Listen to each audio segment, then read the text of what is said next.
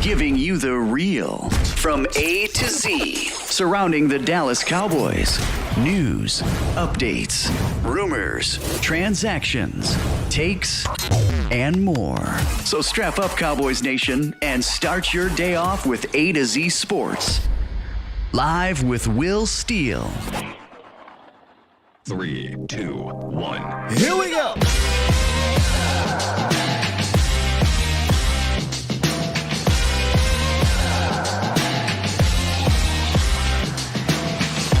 Good morning, good people.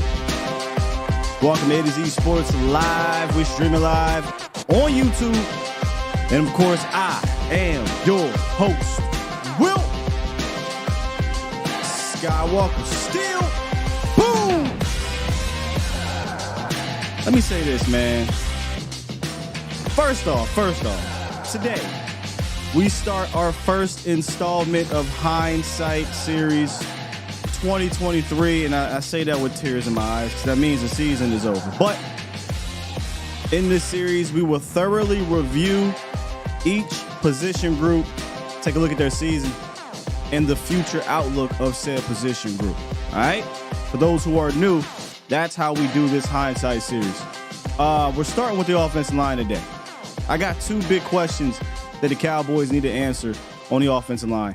Plus, in the roundup, we are going to recap the divisional round of the playoffs, and we got some coaching news as well for the Cowboys. But I was messed up on my intro because I was watching a few of you guys in the chat before I came on here. Man, y'all, I appreciate y'all. I saw Toxic say, damn, I didn't know we were going to have a show this week. I'm here, Toxic. You know I ain't going nowhere. I saw another in the comments say, hey, man, thank you. I appreciate you for being here. It gets me through the mornings. This offseason is obviously not going to be a great offseason at the start, right? We'll eventually get over all this mess. But, yeah, man, I'm here. I appreciate y'all being here, too. And like I said last week, I knew last week was the end of a particular part of our fan base, and I get it, until August. Nobody who wants to go through this for how many days I'm on here? 290 days or whatever. Probably more than that. 300 something days. No one wants to go through it all year. It takes a special kind of fan to be sitting here, and I get it, man. So thank you, Cowboys Nation. Thank you, Bomb Squad. Bomb Squad. Really, it's the Bomb Squad. Y'all the ones up in here every damn morning, giving me a reason to do this. I appreciate you. I just wanted to say that before we get started. All right, we got a lot to talk about. We're going to talk about this divisional round. I've got a handful of things that I've noticed from it. And just in general, I hate to say this because the Cowboys are out. But with the Cowboys out, I could take a step back and I'm watching teams play and you can just enjoy football, There was always, look, no matter how optimistic or pessimistic, well, I guess if you're a pessimist, that makes sense. No matter how optimistic you may have been about this team, there was always that nasty thought in the back of your head because of what had been happening for 28 years. Speaking of which, we got a statistic on that. But you didn't have to worry about that this weekend. You kind of sit back and watch and appreciate, what each team has had, whether they won or lost. And as a football fan, it sucks what happened with the Cowboys. But as a football fan, I tell y'all this all the time. I love the Cowboys, but I also love this sport of football. It was my first love of sport in general. And I can remove my Cowboys hat more often than not, especially doing this professionally, being able to look objectively a lot of the times and just enjoy the game. And I was able to do that this week and came away just impressed with some organizations, with some coaching and positions and just a really good week of football. They say the divisional round is actually the best weekend of football, and it did not let up. It was only one blowout in the entire weekend, and I hate to even call it a blowout. It was a close game in the first half. So let's kind of talk about that. I would have made that 44-yard field goal. Let's talk about the divisional round for a little bit here, and then it'll take us into today's show. Just follow with your boy, all right? Here we go. It's time! It's time! It's time! It's time! It's time! Time? It is time for... It's time for the Morning Roundup. Round 'em up, boys. Let me talk to you. Let's recap this divisional round, Cowboys Nation. Let's kind of start with the games on Saturday. And we're going to go through them a little bit. I just kind of want to talk to y'all back and forth about it. This might be a little lengthier roundup than normal. Texans, Ravens. First of all, going into that game, you guys know how much of a fan I am of D'Amico Ryans, Slowick, and with Stroud. That three, what they were able to do this year. I highlighted a breakdown from my guy Darius Butler on Matchup that just showcased how unique and good Slowick is. But then that game, and this is a shout out to D'Amico Ryans, that game really wasn't a Slowick game to highlight at first. It was D'Amico. And I kind of was giving him his props of how he was able to have this defense ready to go. And you got to remember, this is a defense last year that was amongst the worst, right? Especially on the ground. And in one season with basically the same players, he was able to flip that to a defense that was a top 5 or top 3 defense on the ground. Granted, they didn't get a chance to really play well on the ground against that Ravens team, but that is a Ravens team that came in with the best defense in football that we've seen in probably the last half decade. Came in with the MVP at quarterback and held those boys to 10 points and 22 passing yards or something like that, 20 passing yards in the first half. So, granted, this game got away from them.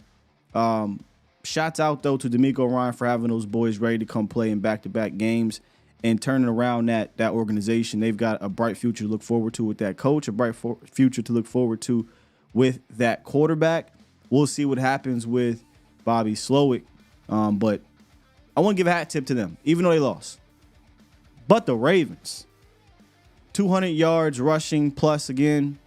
Lamar Jackson, just doing Lamar Jackson things on the ground. 11 carries, 100 yards, 2 touchdowns. Also had 150-some yards in the air. Didn't really need him to throw the ball around the park. He played his game. They understand who Lamar Jackson is, and they lean on Lamar Jackson playing his game, and he did, man. And shouts out to Baltimore getting their first AFC Championship game at home since they were the Colts. Crazy. They won 2 Super Bowls since then. But both of those came on the road. Ironically, in those 2 years they won the Super Bowl, their defenses, stepped up to par, and they've had some running games and things and whatnot to get them through. You're going to need those if you're going to play on the road. But Baltimore home game against the Kansas City Chiefs. Home of the Chiefs. What a game yesterday.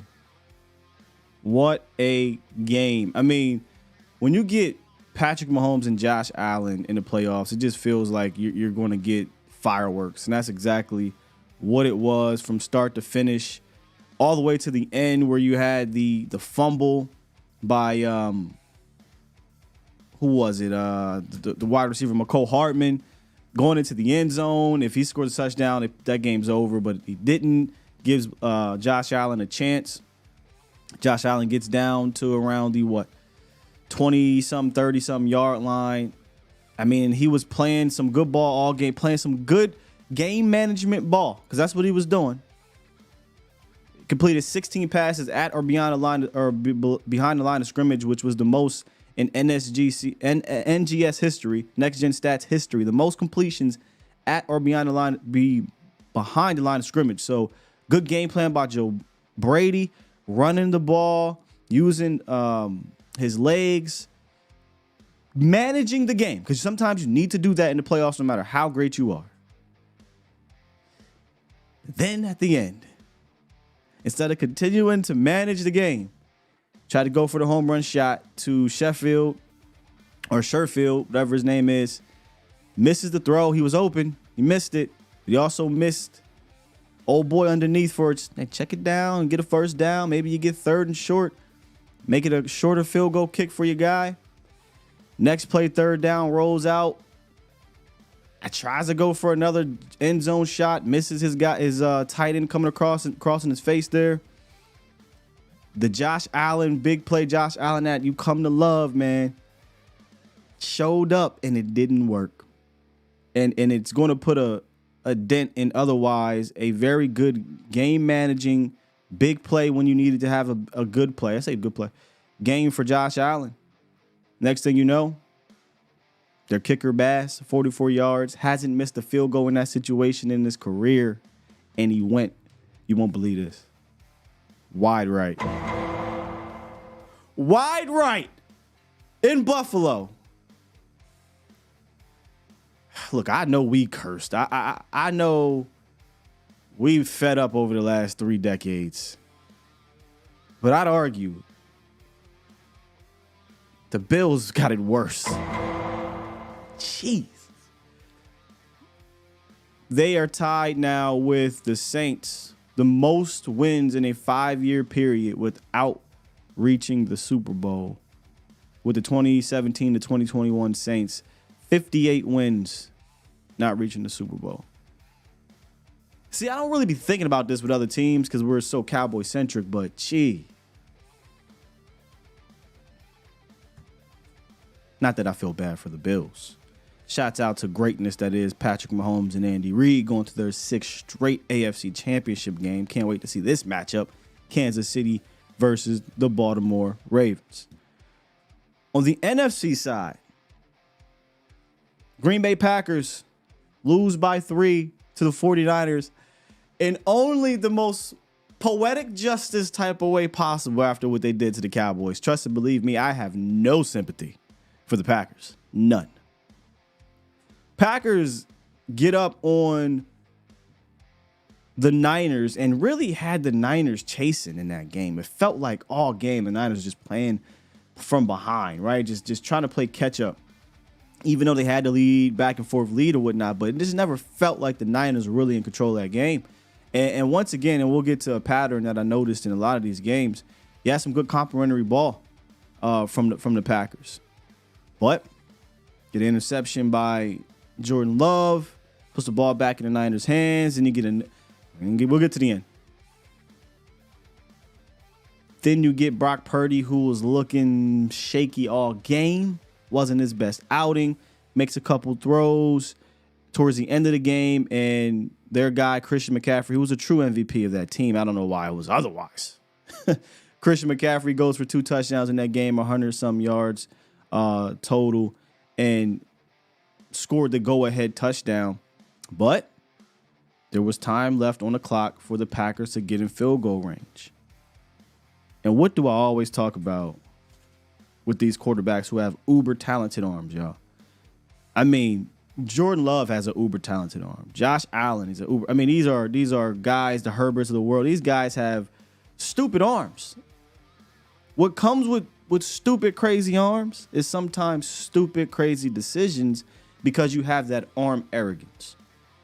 And for whatever reason, on first down, I believe at midfield, around midfield, you didn't really, beyond midfield, you didn't need to do a whole lot. Jordan Love rolls out to his right, and what he had been doing a lot over the last 8 games, we talked about this on film, he makes these crazy throws across his body because he has the arm arrogance. Jordan Love inexplicably throws across his body with the Niners playing 7 deep. An interception, Dre Greenlaw, second, by the way, ends the game. All he needed, throw the ball out of bounds, second down, you need like 15 yards, field goal, tie the game. Let's go into overtime.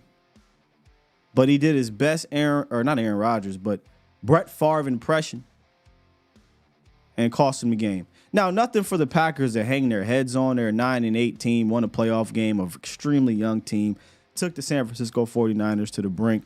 This is a program that's on the up and up. They'll be excited this offseason. They won't be holding their heads, but they had a shot right there to do something very special on the road. But shouts out to LaFleur, had those guys again ready to play. You saw some complimentary football. You even saw, the defense make some stops throughout the game.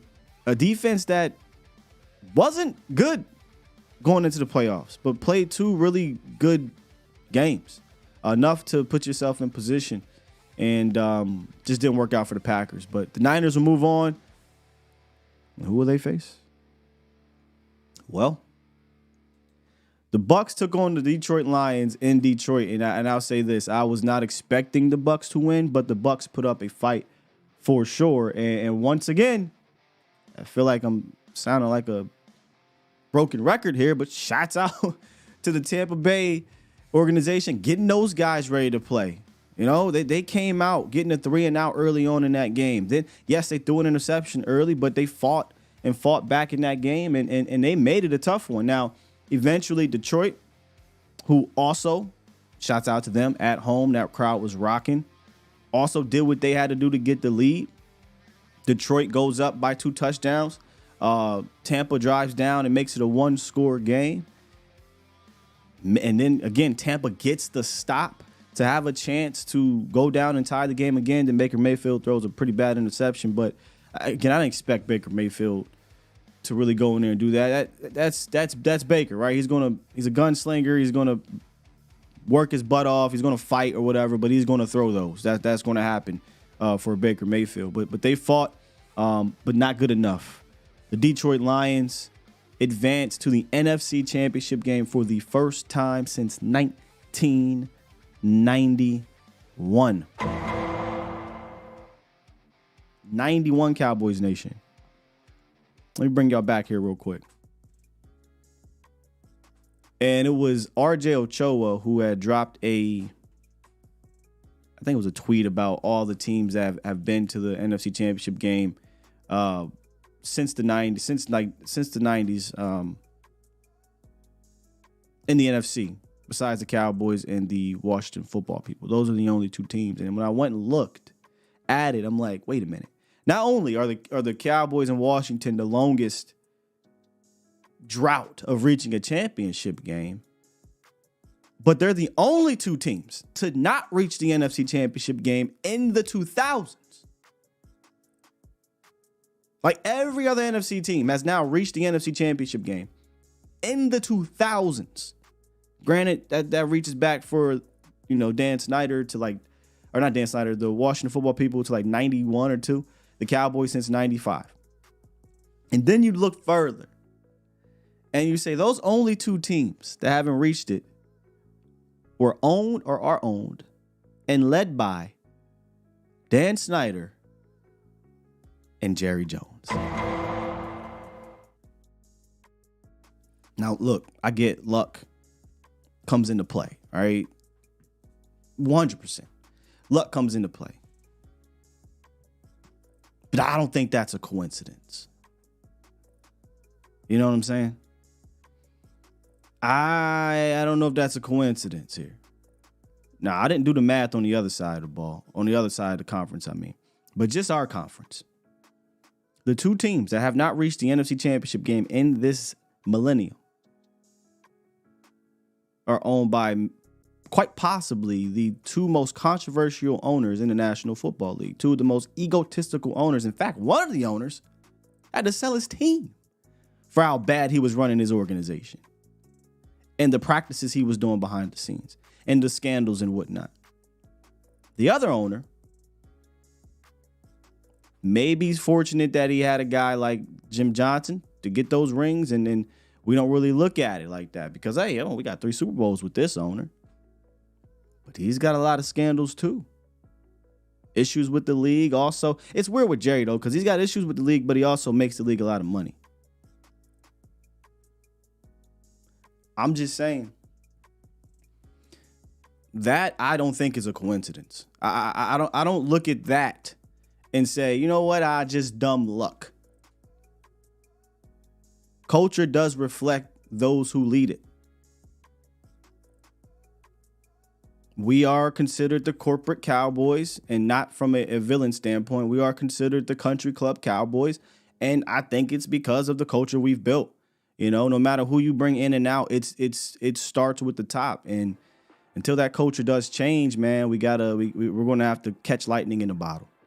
That's how I feel. Because when I look at some of these other organizations that have been there, the Panthers, and these are like laughingstock organizations, right? At one point, the Cardinals, the Detroit Lions, hell, we can go on the other side, the Cincinnati Bengals. They had to make a cultural shift in what they were doing.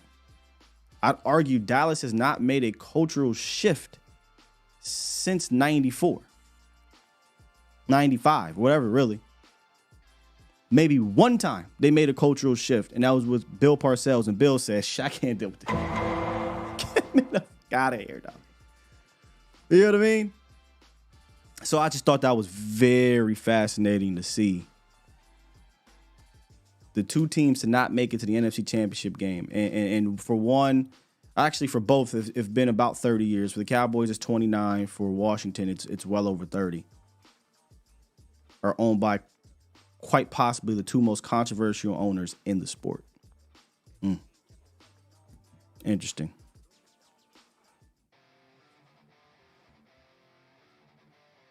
Speaking of that owner, he decided to, well, before we get to that real quick, we'll talk to you guys about it. I'll talk to you guys about it later. I'm pretty sure you guys call in. We'll talk about it. That owner decided to keep Mike McCarthy. We talked about this last week. My reasonings to why I don't agree with it, but also what needed to happen to make this thing right. But one of the things that they've also decided to do, which, look, man, we figured this would happen, was they are not extending Mike McCarthy. Per Adam Schefter, Mike McCarthy is not expected to get or receive any sort of extension for the Cowboys and will coach the 2024 season on an expiring contract, league sources have told ESPN. Some sources around the league say that McCarthy could have a more challenging time filling potential openings on his coaching staff, and since he will be in the last year of his deal, others say that during periods of adversity, McCarthy's lack of an extension could hover over the team. When I talked about a lame duck, I'm not a fan of the lame duck thing. This is one of the main reasons why, right? If you need to add to your staff or make some changes or potentially upgrade here or there, it becomes difficult because now outside assistants look at your situation as not stable, right? So in some organizations, you might bring in some coaches and you say, hey, man, we're giving you guys some time to build what you need to build. And if you're making some coaching changes, that assistant will say, hell yeah, let's go and build this thing. Well, there's nothing to build. This is a 1-year thing. This is either you're going to get it done or you're not, and you're out.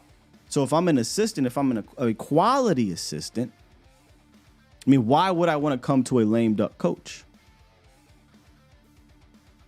That's going to make things very difficult. Now, the thing about the star and the thing about Jerry Jones is, that could potentially sway a quality assistant to come to Dallas. But this was the problem, right? This was always going to be the problem that you would run into with a lame duck coach. You may push away or shy away those assistants because there is no job security potentially beyond this year. Now, did it work once? It did work once under Jason Garrett. He was in a lame duck year in 2000, coming out of 2013, 8-8, went 12-4, got the extension, but I don't even know if it was worth that extension because look what happened after that. But then he had another lame duck year in 2019, went 8-8, and they let him go. This is Jerry's MO, man. He doesn't really like to fire coaches. He didn't fire JG. He did fire Wade, but he even admitted that hurt. He just, for whatever reason, he won't do it. So we're going into the season with Mike McCarthy under a lame duck year. Will players play harder for him? I don't know. I'm just not a fan of it because you don't. Here's another reason why I don't like it. And this could be twofold, Cowboys Nation. We just talking. This goes beyond just that coach. This goes to now drafting. This goes to scouts. This goes to free agency. Because if you were to bring in a new coach, that coach can now start to implement what he wants to do in drafting, in free agency, in scouting.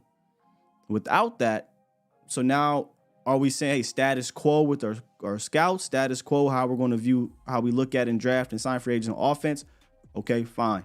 What about defense? What's going to happen with Dan Quinn? Is he also going to be in a lame duck season? Do we switch that up? How we evaluate on the road and in combines and senior bowls and free agency on defense? And even if you do keep everything status quo, well, you don't normally draft for a season. You're drafting for multiple years. Well, if they're here for 1 year and you went out and you got a Luke damn Schoonmaker in the second round and we get a new coach and I say, I don't want nothing to do with this. Now, I'm just throwing his name out there. I ain't mean to catch no strays, Luke, but it is what it is. You can say the same thing for Mozzie. What if the new coach come in and say, I don't really want a Mozzie? So, granted, that is the risk you take. I get it. But I'd much rather get the new program started now as opposed to we're going into 2024 and we're draft. And look, I don't even know what the hell the plan is. I know we have success in drafting for sure. But what if we go into this draft and we have another subpar draft and this is because, oh, well, you know what? In about 2 or 3 years, so-and-so will be. Well, in 2 or 3 years, this coach may not be on this team. The staff may not be here. This isn't 2020 anymore. This is year 5. So I'm not a fan of lame duck. But once they announced him, I knew it was going to be lame duck because you couldn't extend him. You just could not extend Mike McCarthy. But it is what it is. We're here, and they got to figure it out. And one of the things I think they have to figure out, at least one of the position groups, one of the assistant position groups that they have to figure out, and it's one of the 2 questions I have that need to be answered. Offensive line. An offensive line coach, Mike Solari. Okay? This question needs to be asked and it needs to be answered of what the Cowboys are going to do moving forward. I'm not in that room. All I can do is base off of what I see and then make an educated guess off of the things I see throughout the season, how things are run, maybe ask people that are close to that organization or know what the hell they're talking about, right? And I don't think you could say this was a successful season for Mike Solari. In fact, it was a weird one when you really look at it, right? Because you'll say, well, wait a minute, Sky. We got 3 All-Pros under Mike Solari. I don't think that was because of Mike Solari. First of all, 2 of those All-Pros are Hall of Famers. Zach Martin and Tyron Smith are Hall of Famers. Tyron Smith did have a resurgence, but when Tyron Smith is playing left tackle and he's healthy, Tyron plays like that. So that's nothing new to me. Zach Martin, he's on the downside of his career. We'll get to Zach Martin in details. Not the demigod he once was, but Zach is still Zach Martin, so I'm not giving Mike Solari credit for that. If you want to give him credit for Tyler, be my guest. But Tyler, we saw what it was with Tyler last year under Joe Philbin. So to me, I can't get, and this may be wrong. Y'all tell me if I'm wrong here. Maybe it's not fair. Sky, you're not being fair. You need to give credit to Mike Solari. I'm more than willing to hear you guys out on why I should give credit to Mike Solari. There was a TBD earlier in the year on Mike Solari because he didn't have his guys, right? And we were like, hey, man, look, he's doing what he can do with these backups, fine and dandy. But now we have the full season to present ourselves. And one of the things I'm most disappointed about is that we didn't really have a run game plan. The run blocking seemed to regress. Maybe you can put that on the run game plan on Mike McCarthy. But the run blocking, I don't see how or why you were worse. Like, as much as I love Tyler Smith, how that young man wasn't a complete monster as a mauler is beyond me. Like, I just don't get how you didn't lean on Tyler Smith to just maul dudes at the second level. Instead, what you wanted to do was go in shotgun and keep pulling this dude. We are terrible at the pulls. Our spacing was awful. The duo blocks were never there. Second level blocks across the board this year was the worst I've seen since Ketchup Guy was here. And if you're not familiar with what I'm talking about with Ketchup Guy, we had a former offense coordinator who used Ketchup as like a blocking thing. I don't know. It was weird. We were awful at the second level. And it wasn't even just that either. There was some technique things. Shouts out to my guy, Duke Manyweather, who we'll try to get back on the show. There were some technique things that were being taught that were an issue as well, and you could see it in both the tackles. Trey Thomas, who, if he's not in the Hall of Fame, probably should be. Again, I hate this. I hate saying these things about certain players on the Eagles, but as a football fan, I can put the rivalry aside. Trey Thomas was one of my favorite players during that era of Eagle football. Brian Dawkins, those guys. One of the best tackles playing at the time. He said Smith throwing that outside hand first almost cost him. And Duke said, yes, their offensive tackles are being told and coached to do so.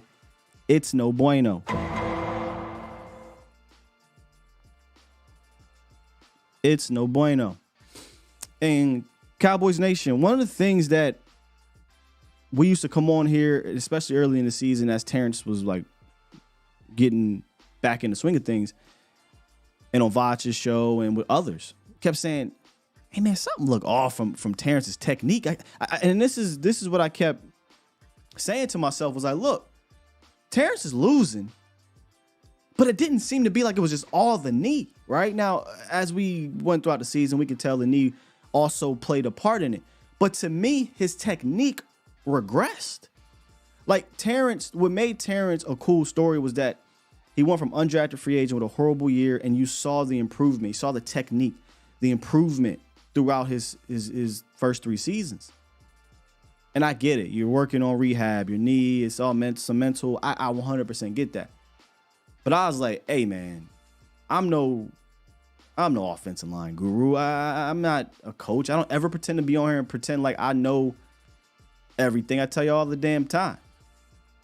We just having a conversation. But I was noticing, as a guy who's starting to fall in love with offensive line tape, something ain't right with Terrence's technique. He's not firing correctly now. He's bending over his feet when he wasn't always like that. This is looking more like Lyle on his way out. What is going on?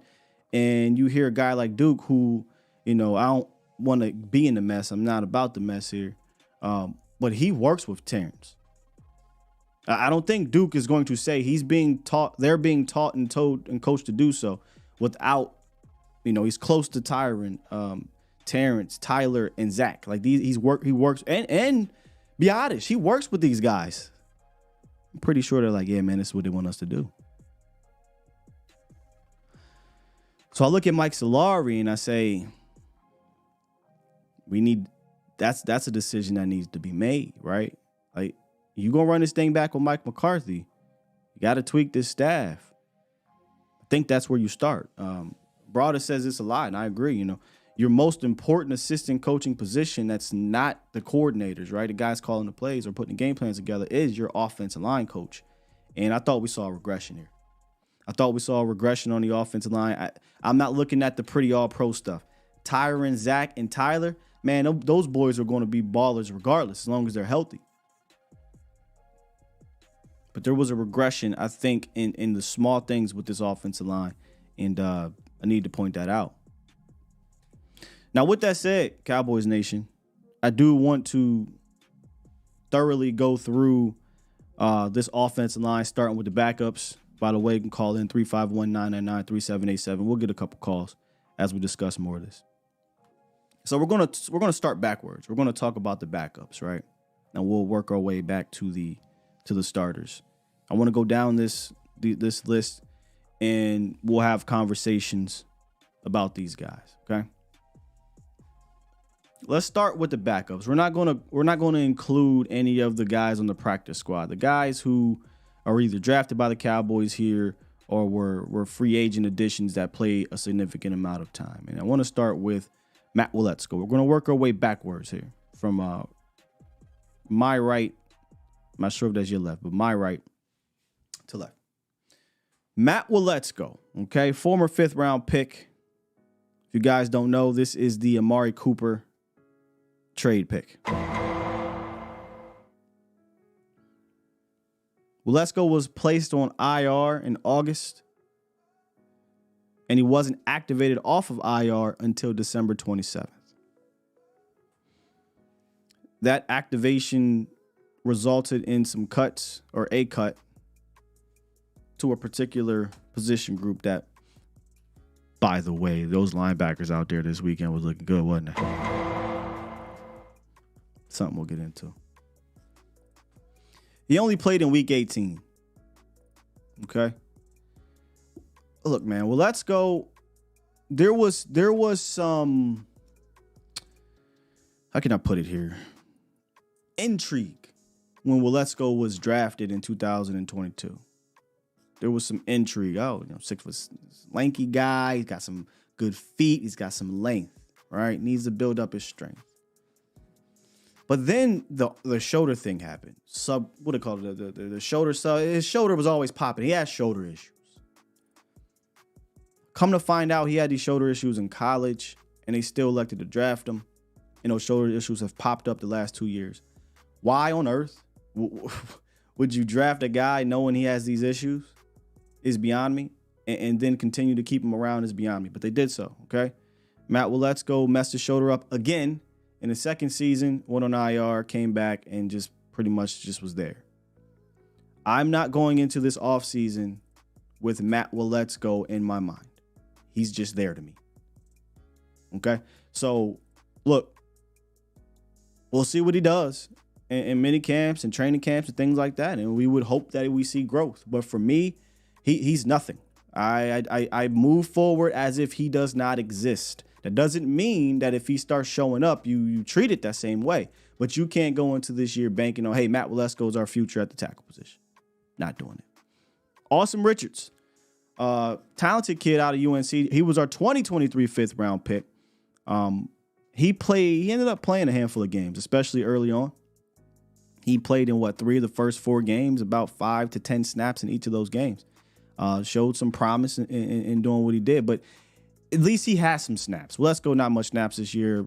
Awesome. He's got 40 snaps on the season. Not a lot, but it's something.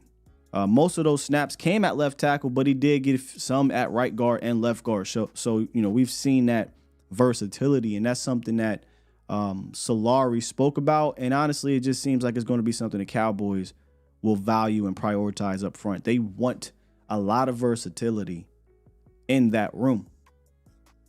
But Awesome Richards, for different reasons, I'm also going into next year saying, hey, we do got this young kid in the stable. I will keep him in mind. But what I'm not going to do is pass up on said tackle guards because of Awesome Richards. I think it's a little different than Waletzko. Waletzko does not exist to me until he literally does. Awesome exists.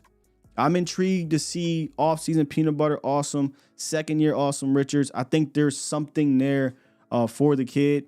And he is on my mind. He's a guy that, okay, he is someone I view that could potentially be a part of this, 9 to 10 man rotation at offensive line. And if he can elevate himself further than that, awesome, perfect. No pun intended with the awesome thing. But there's something there with Awesome Richards. I have nothing bad to say about the kid. He got played when he played. When the offensive line got healthy, he didn't play. That's just the way it goes for a fifth round tackle. Brock Hoffman, or should I say Brock Hoffman. Look, man, maybe the fan favorite backup offensive lineman here, aside from TJ Bass, which we'll get to. Second year lineman out of Virginia Tech, maybe the most gritty, tough utility guy for the Cowboys. He played a lot more than you would think. He played over 200 snaps for the Cowboys, and 156 of them were at center. 65 came at right guard. It's never going to look pretty with Hoffman. He's not going to wow you with literally anything at the position.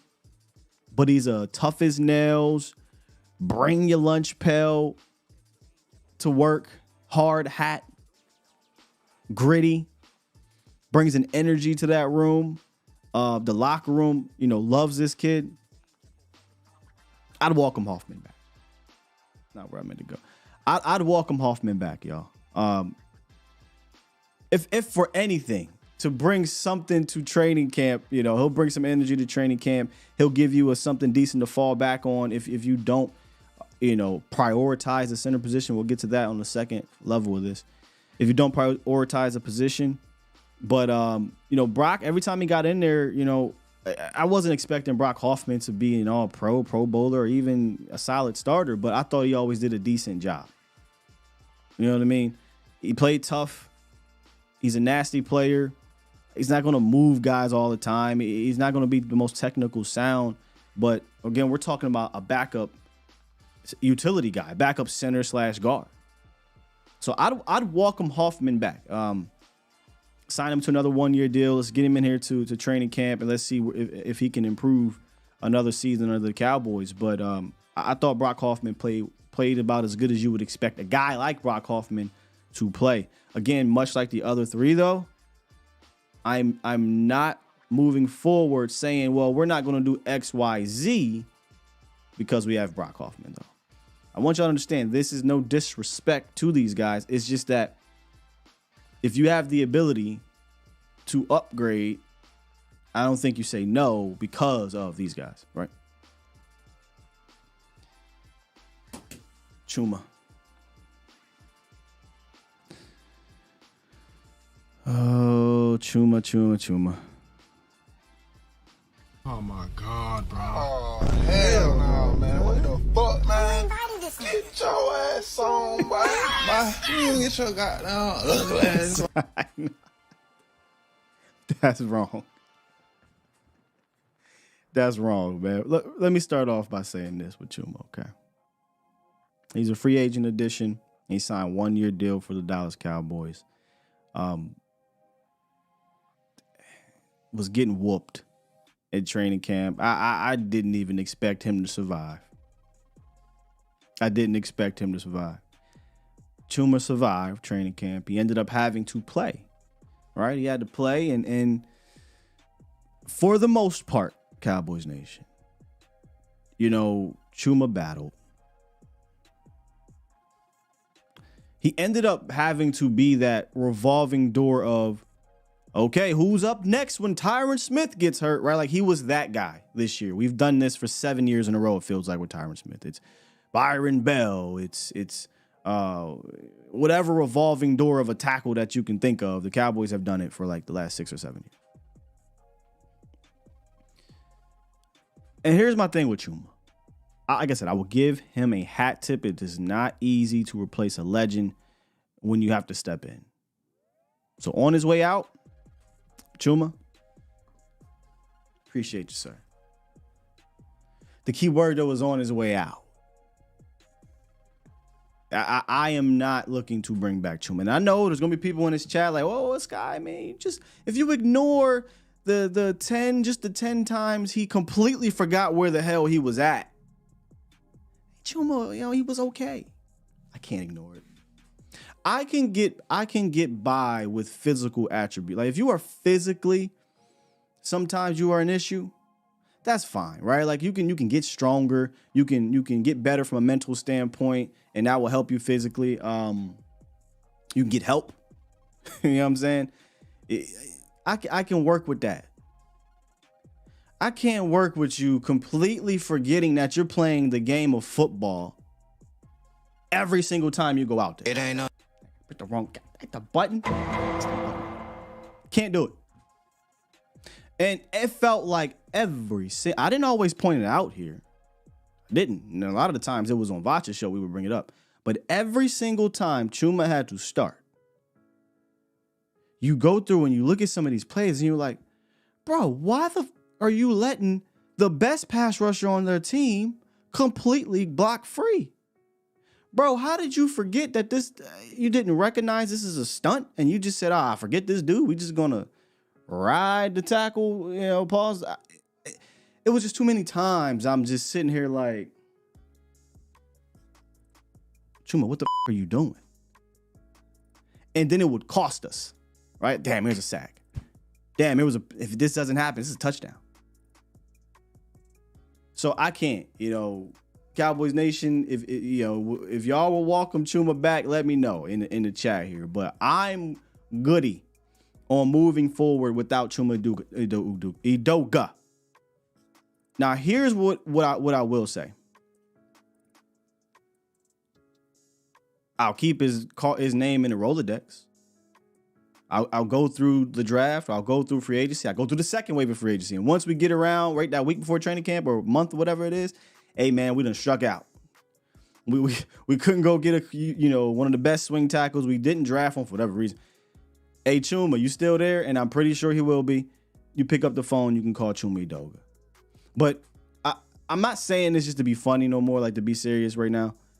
I think the Cowboys coaching staff lost all trust in Chuma Edoga after that Miami game. They had enough of it. They had enough of what I kept seeing on film, where it's like, hey, man, I can deal with you getting whooped by Dexter Lawrence. I can deal with you getting whooped, by Bradley Chubb. I can't deal with you completely opening the gates to those guys.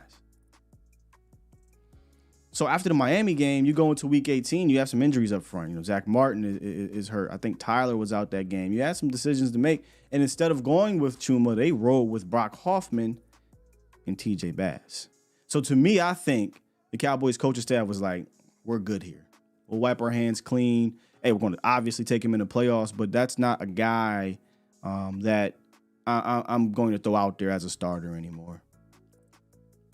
And I said this going into the playoffs. I said if something were to happen to Tyron Smith in that game or whatever game it may have been for the Cowboys had they advanced, I would have kicked out Tyler. There's no way with my season on the line, I am putting Chuma Edoga at left. I'm not doing it because the guy we're about to talk about showed you he can fill in at any point in the game and you can keep things rolling. So I'm out on Chuma Edoga, Cowboys Nation. Y'all in or y'all out?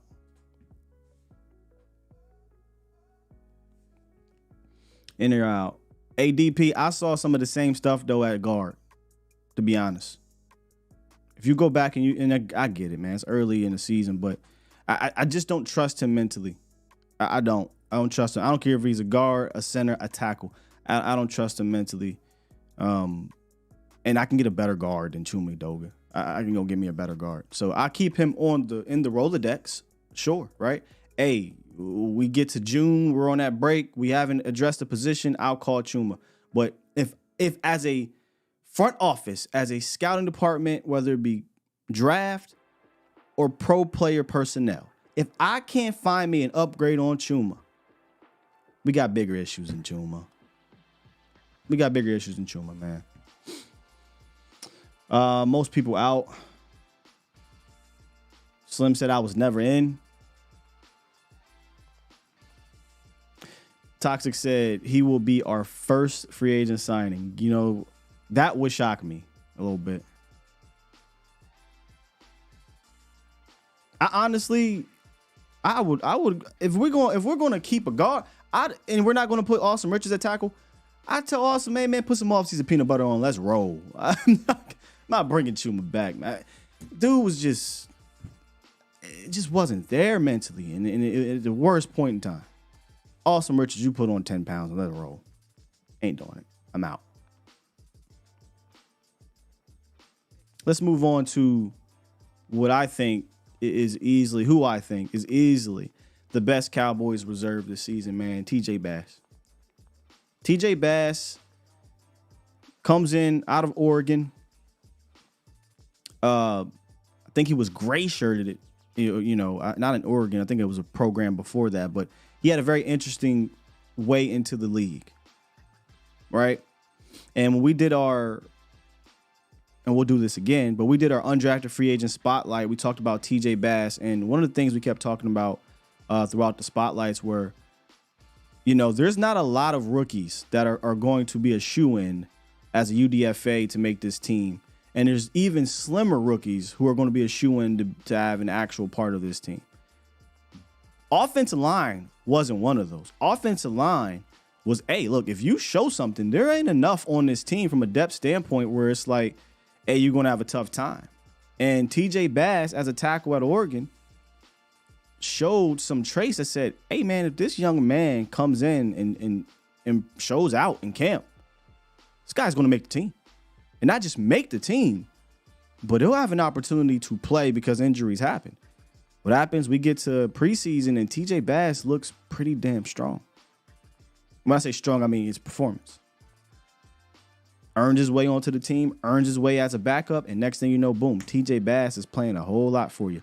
He played the second most snaps of any backup to Chuma. It was 344 snaps. And he only had one game where he allowed more than one pressure, and that was week 3 when he was actually thrown into the fire, right? He wasn't getting any snaps during the week. He was told Saturday night, hey, you got to play Zach Martin. He ain't feeling right.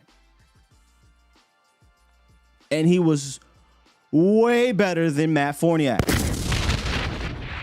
Y'all remember my rant on Matt Forniak last year after the season. It was mind-boggling that he wasn't the first one off this damn team as a backup. The dude was atrocious. Outplayed every single utility guy in preseason from an interior standpoint and earned his way on the squad. He more than enough held his own, in my opinion. I think Bass has a very bright future with this team. I think he is easily going to be a part of your top. I think, granted, just decide what they do with free agency and the draft. I think he's going to be a part of your top 7 rotation at the very minimum. What I mean by that is first man off the bench if need be, or potential starter. So unlike these other guys where I said, I'm moving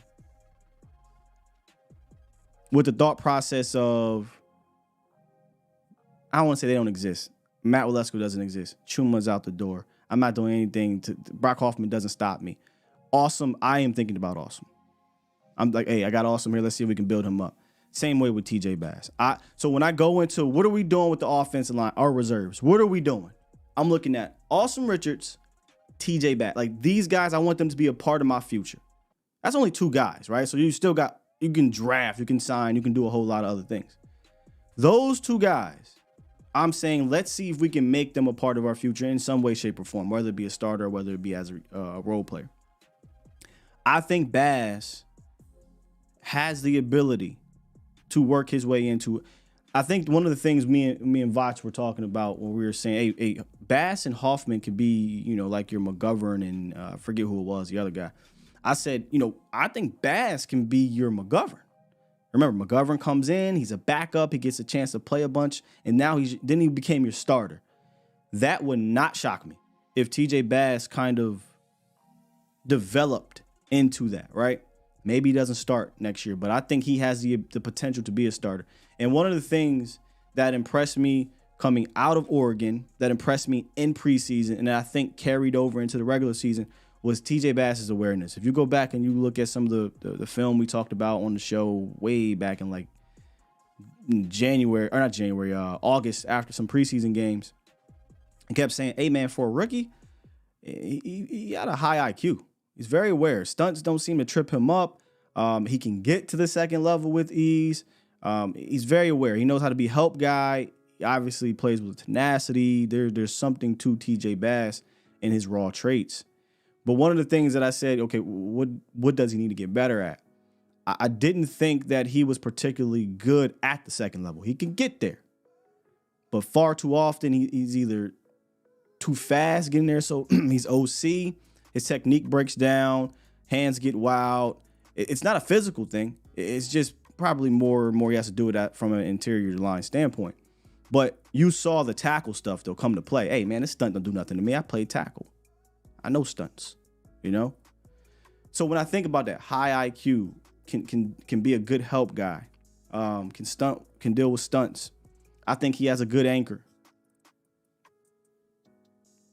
And I see this get floated around a lot, and I'm interested in it too. I'm not saying you ignore the center position in the draft, but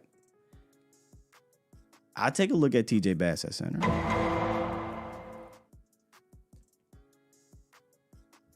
I take a look, man. The beauty of TJ is that he's shown over the last 2 seasons of his football career he can be versatile, right? He's played tackle at Oregon. He's played left guard and right guard in Dallas. I'm not saying center is easy. I'm not saying that. I'm not saying I'll just throw anybody there because there's different techniques. There's things that, he hasn't done consistently throughout his life at the position that could take some time. But if you can be afforded a little bit of leeway, I'm not saying, he goes and be your starting center next year unless he shows he's that guy. But we know center is going to be a hole this Cowboys offensive line is going to have to fill. And he's been here before. He knows the cadences. He knows the offense. He's a smart dude. He's a tough dude. Gritty dude. He can get to the second level. That's something that our center we'll talk about in a second did not do well. He didn't even do well getting there, in my opinion. I'd explore that. Cowboys had a guy on the roster they tried to do that with way late in the preseason. Didn't work out. Ended up going to Miami, and now he's one of the better centers, more reliable centers in the league. So I would look into that for TJ. If not, at worst,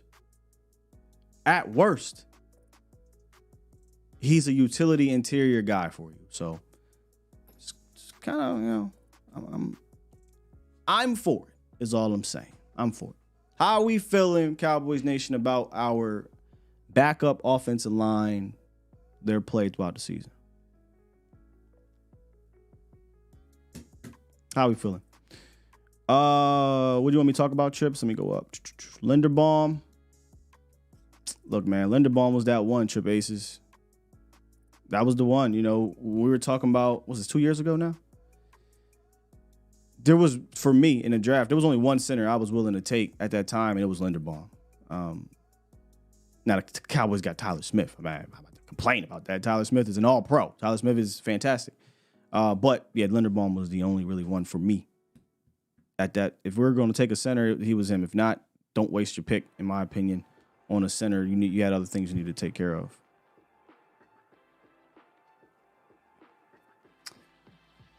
Draft. Oh, okay, giving out names. I don't have the names for y'all, so if you're throwing out draft names, y'all just gonna be talking amongst yourselves. I'm not really familiar with that. Just thoughts and or concerns or whatever about the backup of this team. Oh, no problem, no problem, Trips. The kid is good. He's exactly what I thought he'd be. You know, one of the top centers in the league. You know, because he was like that coming out, but. I ain't going to complain too much about it, though, Trips, because Tyler Smith, who we'll get to here in a second, was a home run, hit out the park pick. But you had an opportunity to prepare for the future last year in the draft, and we didn't do that. Outside of Bass and Richards, the rest can be pushed out the building, says Poorhouse. Yeah. So Bass, Slim says Bass, Brock, Hoffman, and Austin Richards, good to go. Bass, Brock, Hoffman. Yeah. That's kind of how I'm feeling with it.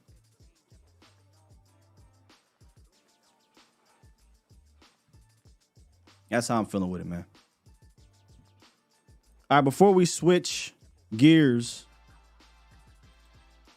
let me make sure I refresh this. Moving a little different today. Before we switch gears, we got the phone lines 351-999-3787, and we'll continue to hit the chat a little bit more. I want to, now the season's over, you know, I like to get through what I get through, and I try to get some feedback from y'all a little bit more. I always try to do that, but it's tougher during the regular season because we're on a super schedule here. But I am interested to know how you guys, you know, felt about these guys behind our backups. Jordan Smith said, only like TJ and Brock, the natural disaster. So you were here for that episode. For those that don't remember, I called TJ Bass and Brock Hoffman after that Washington game, the natural disasters. Hall of Fame tag team, WWE. Offensive line play, says Michael H, was down. I do think they have regressed. And I personally put a lot of that on this guy. I do. I think somebody from the outside would say, well, you got 3 All-Pros. What do you mean? I just broke it down to you. I don't think that had anything to do with him.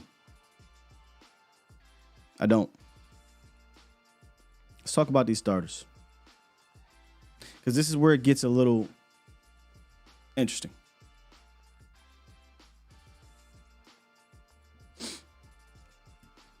That's where it gets a little interesting. Got to start off with my cousin, man. So this is what I'm going to do. Terrence Steele signs a 5-year, $87 million deal, $50 million guaranteed after a pretty damn good 2022 season, right? But it ended with that torn ACL. That's the problem. And that's something that he clearly was working his way back from during the season, right? And it resulted in what I would say is a down season. 8 sacks allowed, 7 penalties. He did play every single snap. He went out there and he didn't complain, tried to work his ass off, and he did what he could do. Problem was, there was a strange regression in his game. And for those that are just popping back up in here at the beginning of the show, I talked about how that regression seemed to be, to me, technical. It seemed to be technical. He was doing things this year from a technical standpoint I've seen him improve upon. Also have to understand ACL is going to take time. I get that. I am not totally, completely dismissing that. And for that, I understand there's a bit of a curve that you'll have to grade him on. He's not going nowhere, y'all. I ain't ready to push T off the board, off the field, off the cliff, or whatever. I do think, and maybe this can be, and look, if y'all want to throw tomatoes at me, I know a lot of people ready to get rid of Terrence Steele. There's something to me about a guy with the work ethic that he has, with some raw talent that he has, that a coachable guy, and a guy I just saw go from being an undrafted free agent that shouldn't have been on this team to being one of the more quality right tackles. Then all of a sudden, he is looking terrible. He's looking terrible. Lost to me. Hey man, look, like I said, you guys feel free. But I do think that Terrence will bounce back 100%. I think this is a kid who has a extremely high ceiling from a work ethic standpoint. He's an athletic kid, played all year with the bulky brace on. I think that'll come off next year, a year removed from the ACL. Call it blind optimism. I do feel like Terrence will bounce back. I don't know. And it has nothing to do with the last name Steele for those who just dropped up in here. The reason why we do the whole Cuzzo thing is because the joke was people kept calling him my fam, right? And I was like, man, he's a distant cousin. He doesn't even deserve to be called my cousin. But he worked his way up to that table of, hey, what's up, cuz? Because he did that, right? Right now, we ain't armed and locked in right now because he got to work his way back there. And I think he can. I truly do. I feel like Terrence's regression this year, if you factor in obviously the injury, but being taught the technical side, I think he had trouble with this. I think he had trouble with the technique aspect of whatever Solari was trying to do. And if he's going to be here, Mike Solari, I do think, year 2 with it, he will be better. My problem with Terrence this year was the consistency. Either he was not consistent from game to game, or he was consistently bad within a game. That was my problem with Terrence. But I feel like he's going to be all right, man. Y'all hate me for that? I feel like Terrence is going to be okay. And look, I promise you, if Terrence come out here, we in week 6, and Terrence gave up 4 sacks and a whole bunch of pressures, and he look like, y'all know what I'm going to do. I'm going to call his ass out. Man. But, I mean, you obviously have to give Terrence another year. You signed a contract. If you want to get on, I can't get on him for this. If you want to get on the team for something with Terrence, it was signing the deal. Like, here's my thing. They love to sign injured players because they get a deal off of it. First of all, never, ever be mad at a player for taking that. Get your bag. Because at the end of the day, these owners, because they're going to you over. These owners do not really care about you. Okay, so get your bag. But as an ownership, why would you do that? Why wouldn't you say, you know what? Terrence has another year. He's coming off an ACL. Let's see how he bounces back from this ACL, right? So you go into this year and you say, ooh, okay, I want to see another year. I want to see if he can, because this wasn't the year to pay you off of. So now you can slap him with a tag or something, transition tag, franchise. I don't know. They love to do that shit. And you see what you can do. As opposed to committing 5 years, you commit for 1. I'm not saying necessarily a franchise tag, but something. Maybe there's something else you work out. Maybe there's a shorter deal. Granted, clearly they had you over the barrel because you couldn't work out a 1 year extension. They want $587 with $50 million guaranteed. Now, you can get out of Terrence's contract in 2 more years, so maybe that's why they wanted to do it. But nonetheless, I thought maybe you could have waited an extra year. That's just, it is what it is. But I'm glad he got his money, okay? But Terrence was going to be the more trickier one to discuss because he is returning and did not have a great year. He has the big contract, but I truly do believe he will bounce back. If he doesn't bounce back, we will be talking about it, flat out. We do got a caller here. Let's get to the caller before we keep it moving. We got Jive on the line. What's good, Jive? What's up, Scott? Can you hear me? I got you, man. Okay, yeah. All I wanted to say was, speaking as far as offensive line, I want to get to the point next year to where we're looking at we're hearing the 4-letter and 3-letter network talk about Dak's release being so slow because he has that much time in the pocket. You want his I would love a narrative. You want his time to throw to be like 3.5, huh? Yeah, just because the line's so nasty, like you know what I'm saying? Something crazy like this. I feel you. I feel like that'll. Go ahead. Go ahead. No, you go ahead. Can I give you? Can I go on the other side of that? Like, don't get me wrong. I love to have my quarterback have 5 seconds in the pocket, but I've seen Dak be able to deal with normal time to throw. I kind of want to get back to. I want to see 4-letter network say, "Damn, that Cowboys offensive line flat out mauled them."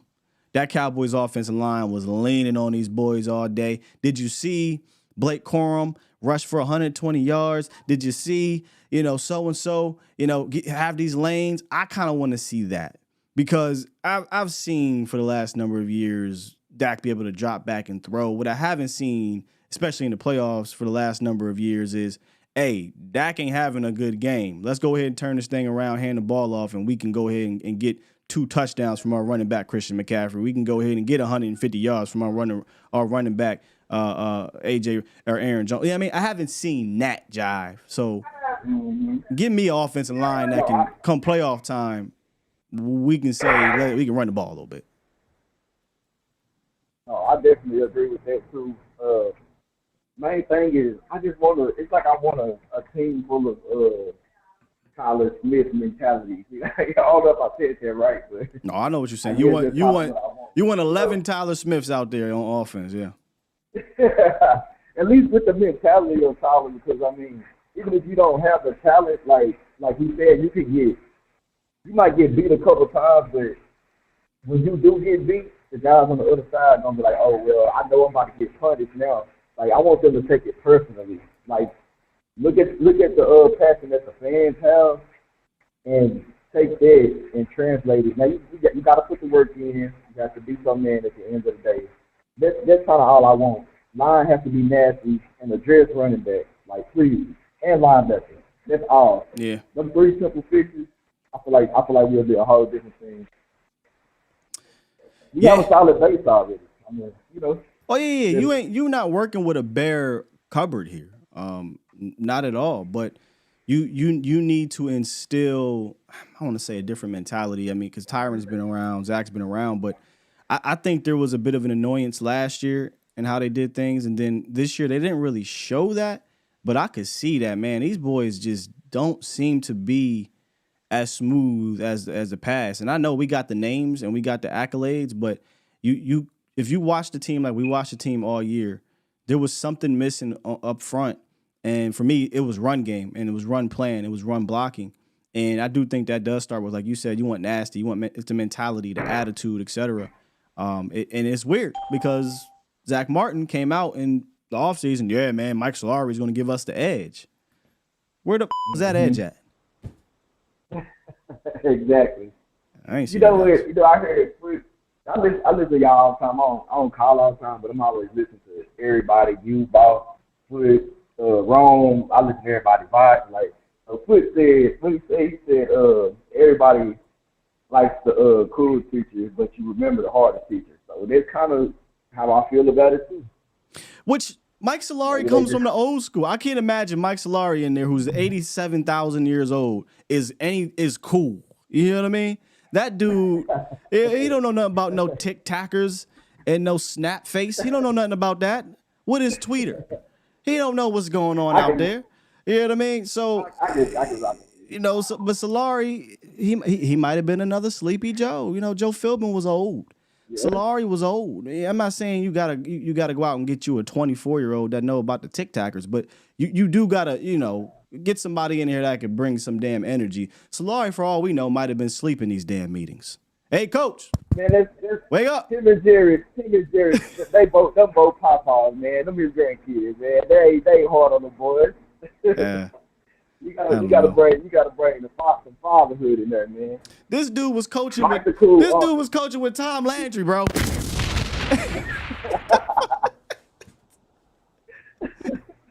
It's crazy.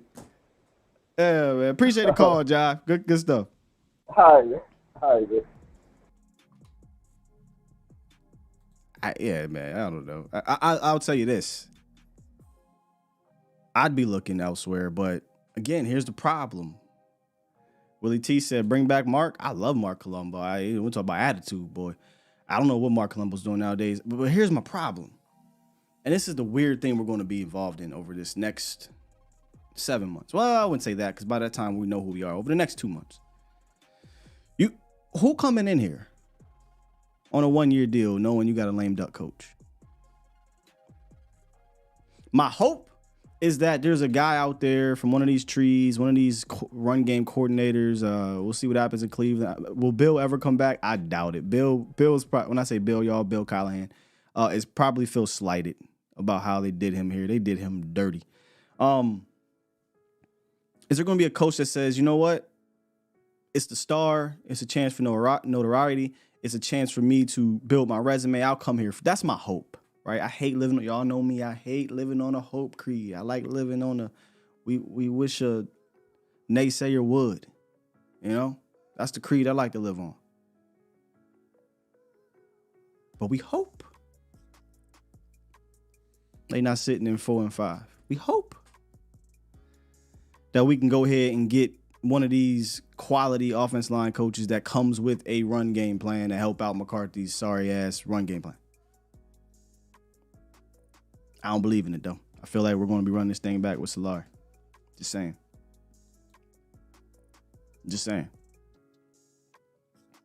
One more, then we'll keep it moving with the starters. 832, what it do? Hey, good morning. I watch your show, and I can you hear me? Yes, ma'am, I can. Good morning. Good morning. Okay, I watch your show, you and Vaj, and I've been a lifelong fan of the Cowboys. Here, let me skip all that and just get to what I Well, want we to thank say. you for watching the show. So thank you so much. Yeah, so my issue is with them bringing back Mike McCarthy, with Quinn being up in the air, with we don't know what's going to happen with Solari. Do you feel like anybody is going to take the initiative to bring in a young, smart, maybe consultant, advisor to help us beat the Shanahan tree? Because in my opinion, I don't think it matters 100% who we draft if the coaching sucks. Bill, that's a great statement. Bill Parcells said it best. He said, great players can't overcome piss poor coaching. That's Bill. Bill Parcells, or not Parcells. Bill Belichick, arguably the greatest coach of all time. I would love to bring in one of those young minds, at the very least, that was under that Shanahan tree. I don't think they will, though. This is. I mean, look how they move. Solari, coach with freaking Landry. No offense to not Shanahan. No offense to Schottenheimer, but Schottenheimer's a guy that's he comes from Marty Ball and whatnot, right? Like he's granted he did some good things in Seattle, but that's not one of those newer coaches that knows how to defeat XYZ. I don't believe that's going to be the case, especially because they're in a lame duck year. Their best opportunity, and this is why it just baffles my mind. It baffles my mind that you have all these coaches out here, all of these coaches, and you decide to run this thing back. You could have brought in quite literally somebody from the tree, Slowick or Ben Johnson, who runs similar things. You could have went and got a guy or somebody from under the tree who they've shown to be able to defeat these type of offenses, and Mike McDonald or Jesse Minter out of Michigan, who coaches under that same type of defensive tree that has beaten this Shanahan tree. They've had success against, at least in Baltimore. So you could have did that. But I think we have an ownership that is afraid of change, that is afraid of making those kind of drastic moves, and is happy to be complacent with being good enough, but not good enough to win it all. And I just wish they took kind of the frustration that we had as fans and put it into the organization. But that's not the case. But so to answer your question in the long form, I did that. My apologies is no, I don't think they will bring in any young mind to do that. Even as an advisor or a consultant, because I get it. I honestly do. I don't like it, but I get why they brought back McCarthy. He's on the last year of his contract. I get it. He hasn't been extended yet, but the least they could do is to bring someone in to help him strategize, bring some creativity from these archaic play calling. I mean, to anybody, even. I had some names for you, but these names were basically, we're talking about offensive names. These are guys who are going to be head coaches, right? These are guys who are going to be, I shouldn't say head coaches. They want to be offensive coordinators. The Clint Kubiak, Tanner Enstring, the passing game coordinator out of Detroit, Joe Brady. Like, I don't see these guys coming in as a consultant role. Like, at the very least, those three guys, you'd have to either hire as offensive coordinator, in name. So what you could do is, let's use Clint Kubiak, for example. He's right now the passing game specialist with the Niners. He's formerly offensive coordinator in Minnesota. He comes from that, wide zone, stretch zone, play action, under center, layered, intermediate route. He comes from basically that Shanahan type of stuff. You could say, hey, look, I'm calling plays Mike McCarthy, but you'll be my offensive coordinator. So now he basically takes over the Schottenheimer role. That could be a guy that could maybe want to do that. I don't know if the Tanner guy from Detroit would want to do that, especially given the offensive coordinator could be out and he could be the next guy up. And then there's no way Joe Brady is just going to take a demotion. Joe Brady's calling plays in Buffalo. He's doing a fantastic job over there. If he's going to go anywhere, he's going to be the guy to call plays. So I think it'd be a great idea, fantastic idea to bring in one of these type of guys, but I don't have confidence in the front office doing that. Okay, well, thank you for what you shared. No, thank you for the call. It was good question. Great dialogue. Okay, have a good one. You as Bye. well. You as well.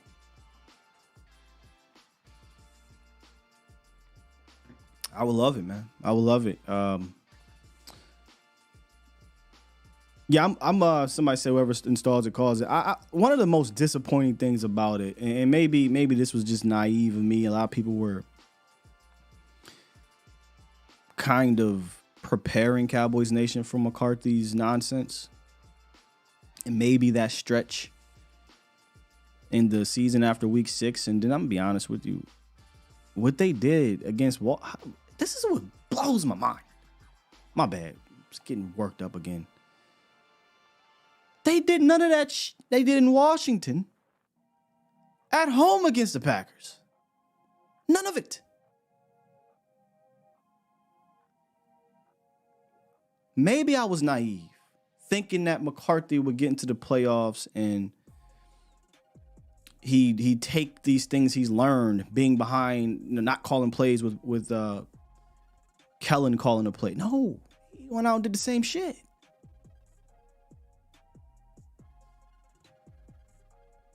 And there was people warning us about this. Slant flat, slant flat, slant flat, slant flat. Stagnant, no motion. Shotgun. People warned us. I was like, nah. And even then I was like, all right, cool, whatever. We got Dak, right? Like Dak will put on the cape. He's been an MVP candidate this year, no problem. No. Dak folded too. I don't think you can have both of those things happen, bro. If your Q's struggling, you better your scheme better get you up out of it, or your run game better get you up out of it. If your scheme is struggling, your Q better get you up out of it. You can't have both. Can't have both. And I was naive, and I won't be going into the next year. Nope. And y'all know I went down and I looked and I said, what is going on here? Is this just in Dallas? Went and looked what happened in Green Bay after the Super Bowl and looked at his 3 losses to get him kicked out of Green Bay. And it was like, oh, snap. This is the same thing. His last 6 playoff losses all look the same. And this is what I don't think the organization is doing. They're not looking beyond the surface. Shouts out to Landon. And that's why I was like, nah. I can't be sitting here watching LaFleur, Slowick, McDonald, McDaniels, McVay, whoever, McDonald's, okay? I'm loving it. Can't be watching these dudes. And we just like, yeah, we don't need that. See, look, I have a hustler's mentality. Let me just say that before I get myself in trouble. I'm always trying to, you know what I'm saying? I'm always trying to find the next hustle and flipping it. I look at these dudes, all these mix. I'm like, oh, that's my chance to flip this into something. What my man say? I'm leaving here with something. I'm not saying all of those guys is blue magic, but I purchased some of that in bulk. It ain't for me. It ain't for me. I got no problem getting I don't gotta hire everybody. I do the work myself. I'll leave it at that.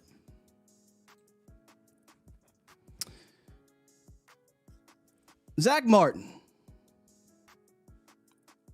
Zach Martin wasn't the demigod this year, right, y'all? And I get that. But Zach Martin was still a damn good right guard.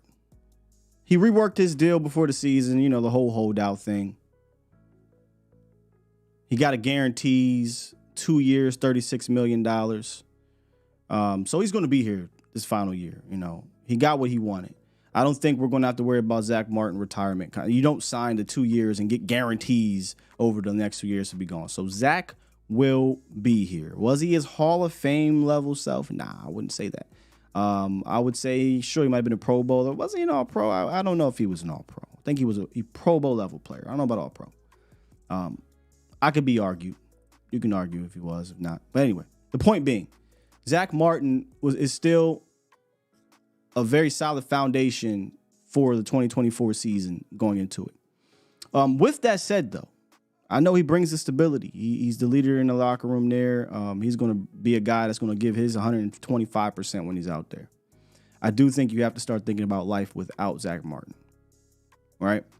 Whether that be in-house, whether that be out of house, whether that be drafting a guy, whether that be signing a guy, whatever. But you have to look at this thing as, all right, this is definitely Zach's last hurrah. One for the Gipper, one for Zach.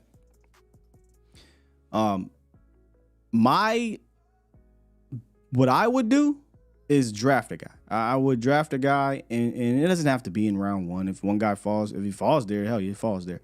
But I would draft a guy in the top 100, and I would definitely groom him to take over for Zach. I don't think we'd be having this problem if you just took Osiris Torrance. And look, man, I love my bro Vach, but I was never on that side of the train of I'm not taking the guy. First round, sure. But you mean to tell me I could have took him or Schoonmaker? Man, come on, stop playing with me, dog. I'm taking him. He might not be ready year one. Granted, he showed that he was.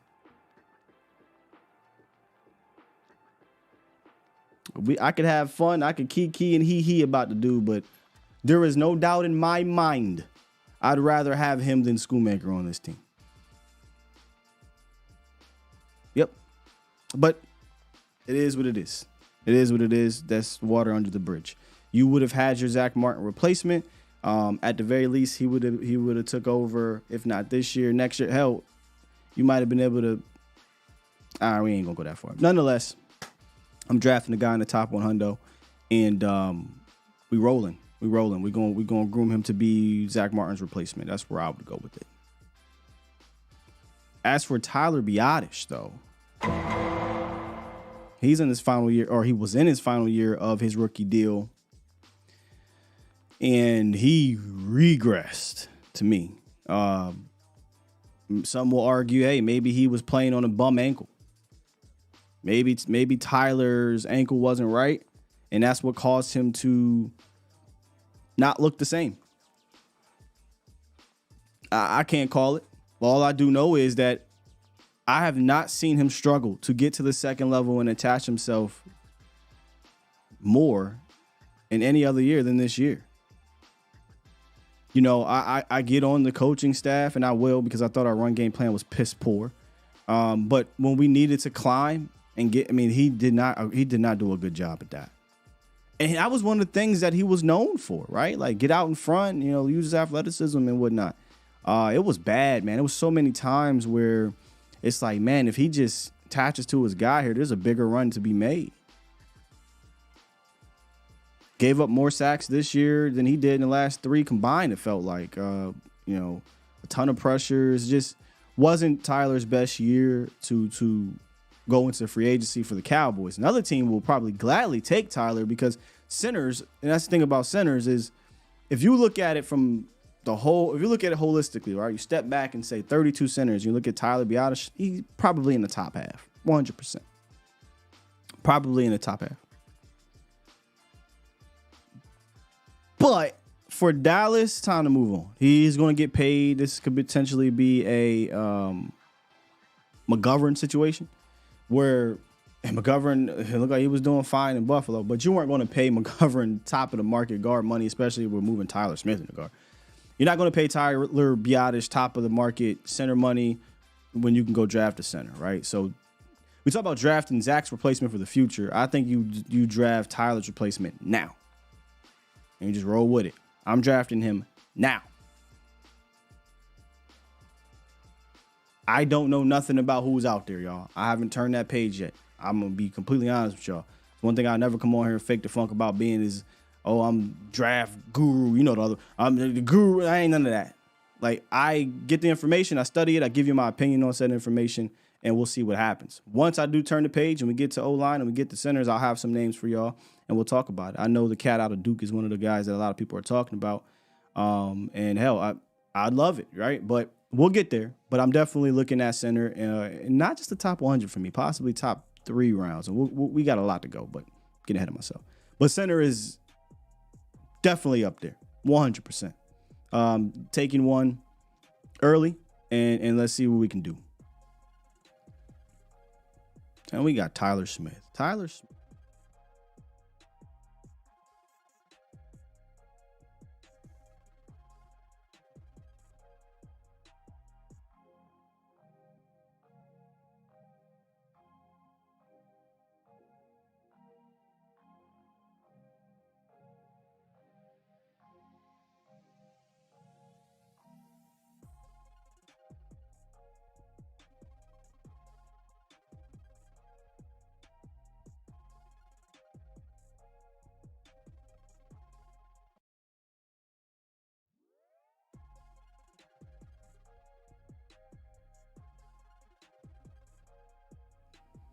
Y'all said I muted myself?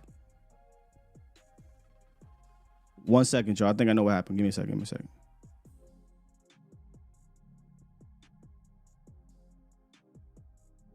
Yeah, 1 second. Easy fix.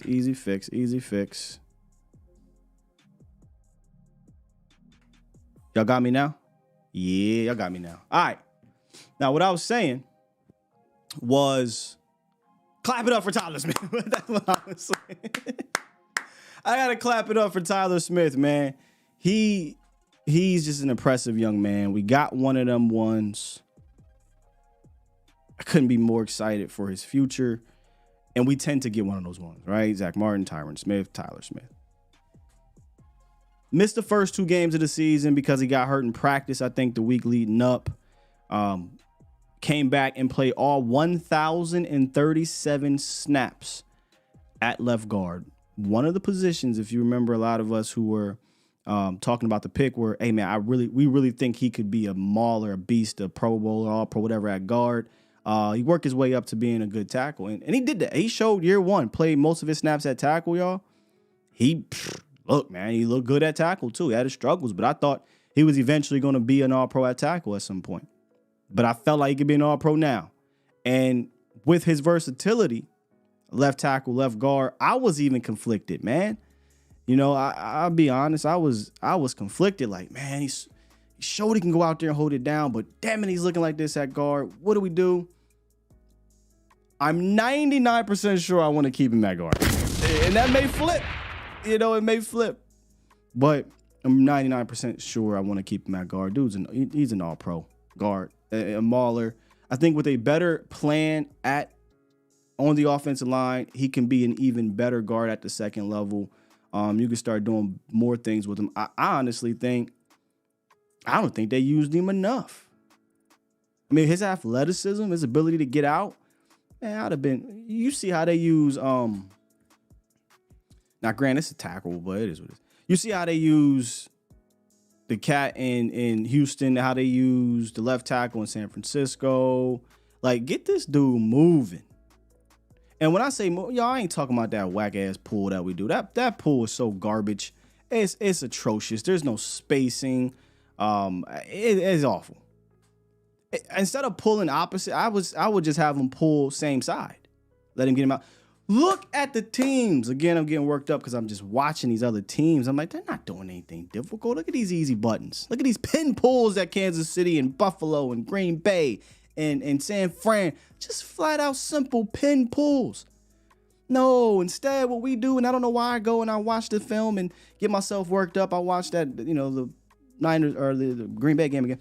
We're asking our wide receivers, Cowboys Nation, to take on defensive ends that have the leverage, to take on cornerbacks that have the leverage. Crashing inside to where we're running, not pinning them and getting on the outside, crashing inside. How stupid is that?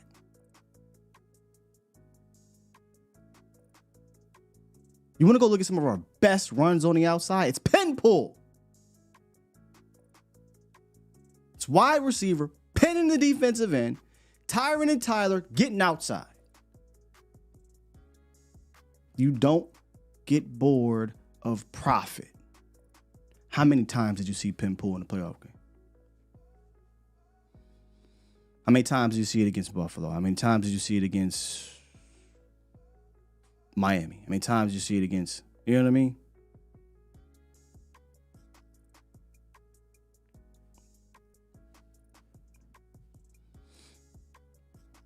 I don't mean to backtrack here, but there was a handful of things, like I said, I was noticing about the divisional round. And the top one was run game plan. I'm looking at Detroit, I'm looking at Kansas City, I'm looking at Buffalo, Baltimore, San Fran, all these teams, right? Granted, all those teams, their running backs accounted for over 100 rush yards.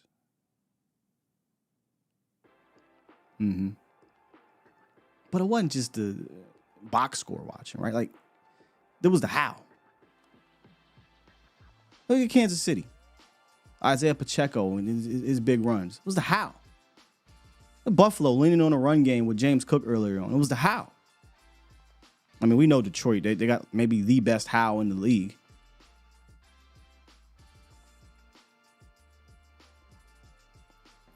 I was just like, man, be nice to have that here.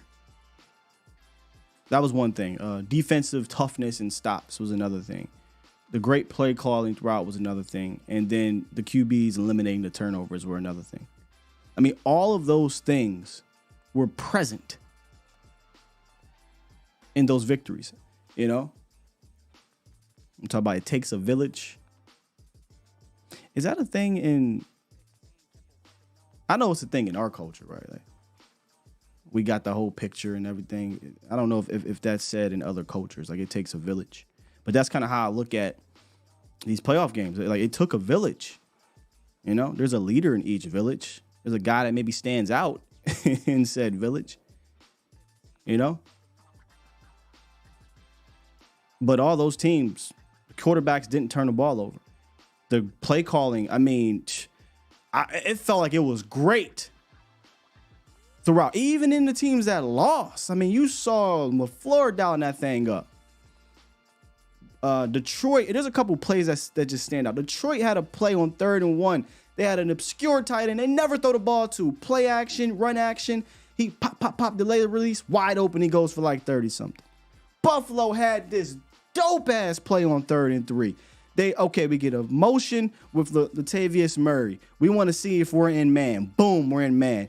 Now we get a motion with Khalil Shakir, right? We definitely know we in man because it was kind of a yo-yo motion, orbit motion, right? We motion him all the way across. Cornerback follows him. Now we're going to motion all the way back across. And then in mid-play, we're going to snap it. So we fake it. Cornerback still running. Shakir goes the opposite way, wide open for a third. That is beautiful design. Green Bay against one of the best defenses. Granted, they, quarterback threw some interceptions, but they was up on these boys. They was moving the ball on these boys. Get wide open players in the end zone. Fake screen on Pro Bowl corners. They bite. Boom. Next thing you know, you got a wide open touchdown. I mean, it's good stuff there. All these defenses, granted, I know, Tampa and the other team might have gave up, Texans gave up points. But they were tough coming out, right? They were making stops. They was giving opportunities. And then, like I said, the run game plan. Those 4 things just stood out to me. And to kind of tie it back into bringing up Tyler Smith, looking at a lot of run games, I'm just seeing teams use their best guys in space. And Tyler Smith and Tyron Smith on pin pulls, I'd abuse that shit. Yeah. Y'all would have been, I would have had those cornerbacks and safeties looking at my sideline like, hey, yo, stop. Stop. I'm 205. I don't want to run up against this 325-pound man. I can't take his legs out no more. Another thing I should probably put there too, though, wide receivers, boy, man, did y'all see San Francisco's wide receivers? Oh, bruh. Ayuk wasn't with the bull.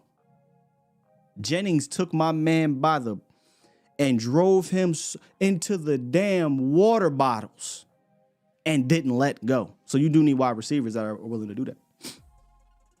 But anyway, man, when I was thinking about pin pull, I was just looking at these games I watched over the weekend, and I was like, man, all these teams were executing the pin pull technique.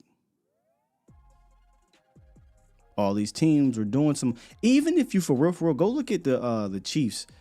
Shouts out to Matt Nagy. Again, now I'm getting into they were technically running the same kind of shotgun play, right? But they weren't doing it like the Cowboys. Cowboys have no creativity with it. Cowboys line up shotgun. We're going to pull Tyler Smith. Sometimes we don't even pull. What they were doing was they'd have a wide receiver in motion at the snap. They'd have multiple linemen going this way, and they'd have a counter step with it, right? So you got CEH or you got Pacheco countering, getting the linebackers going this way, then boom, they coming right back. It was working. They didn't say, hey, we're bored with profit. They might have ran that play 10 times, and it worked 7. But it wasn't just this stagnant, unimaginative shotgun handed off. It was set up. There was some purpose to it. I digress. You got a weapon here though in Tyler Smith. Use him in the run game. Don't nerf him. Use him.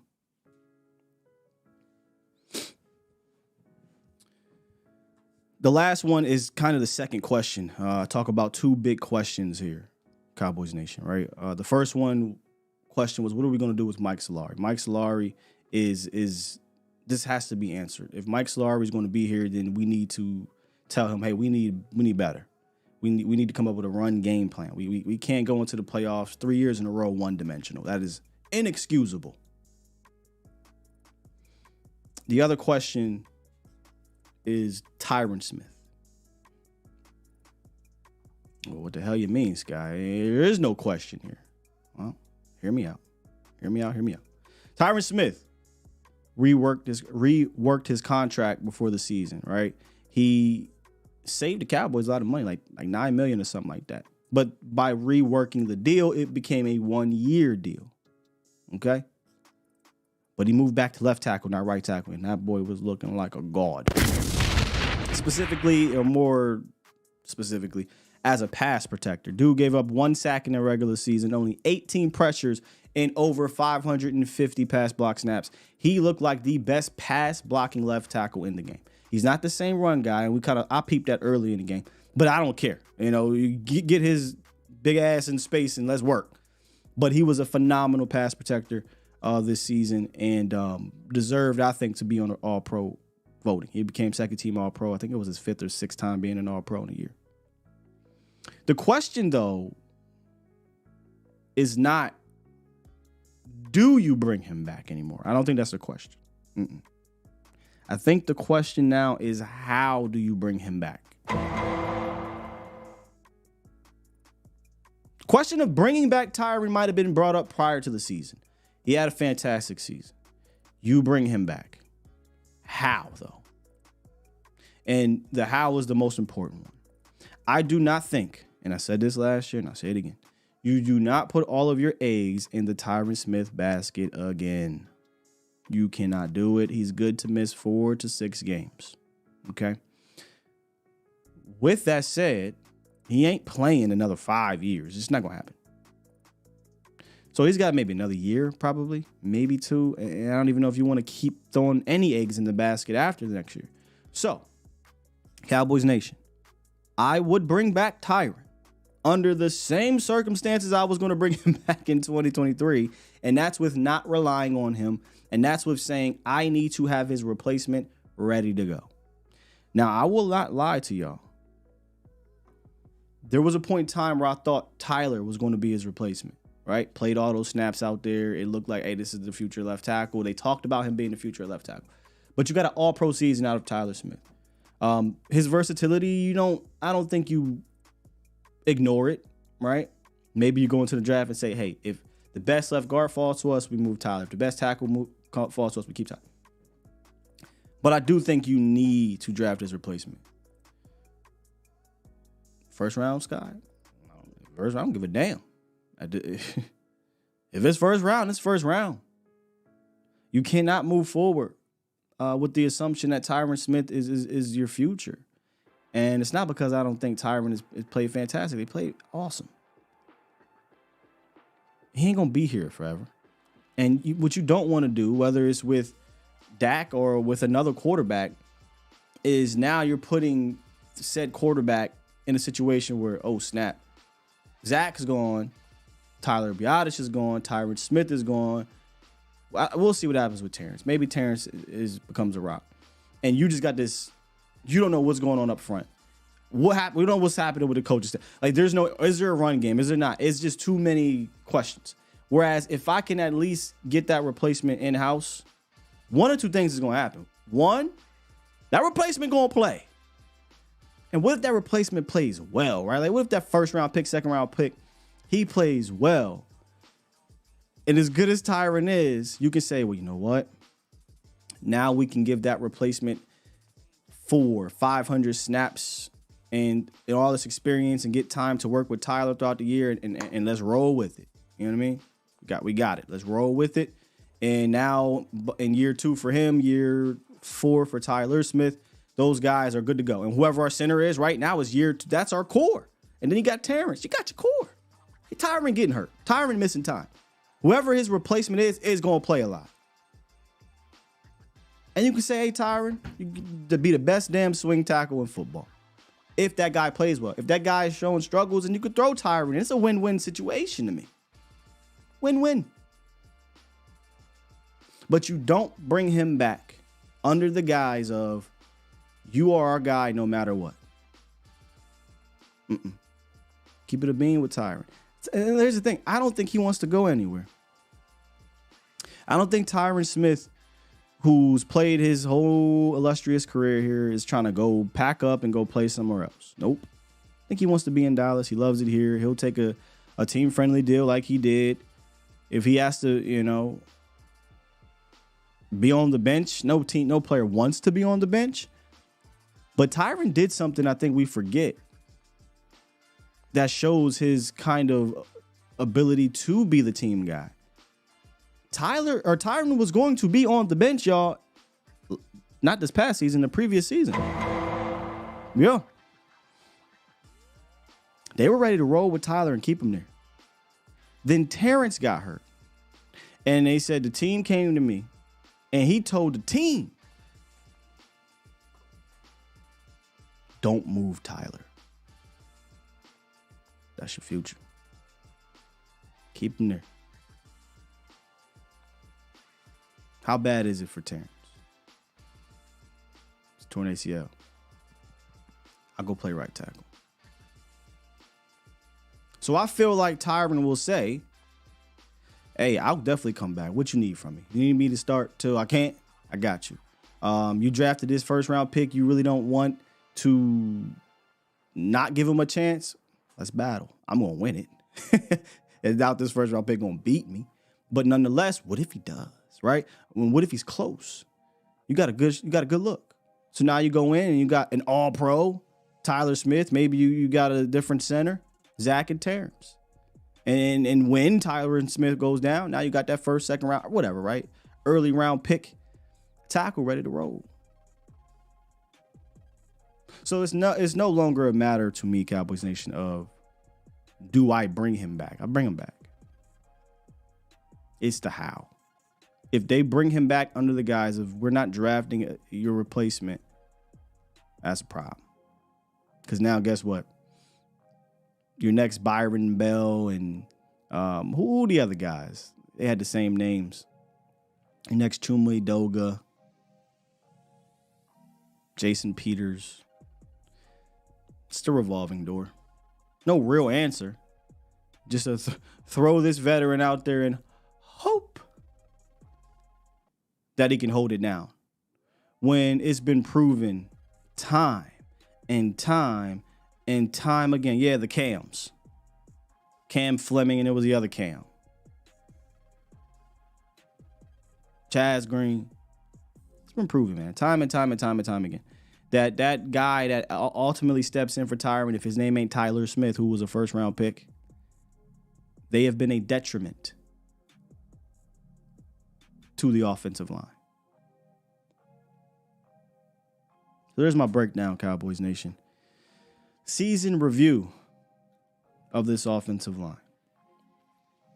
We kind of tease ideas of who to bring back and things like that, but we'll obviously keep tabs on this because, once the season wraps up, certain moves are going to have to be made because there's guarantees and contracts by league year. Believe it or not, we're less than 2 months away from free agency starting now. So we'll get into draft talk as well, but we're going to mix in our free agency primer. And that's how it usually goes. We'll do the hindsight. You'll get a few draft things here and there, but we're going to mix in the free agency primer, and then we turn the page fully to draft. But for the league, we do free agency first, and that affects your draft. Will Dallas even touch any free agents, offensive linemen? If they do, that will be telling on what they do come draft.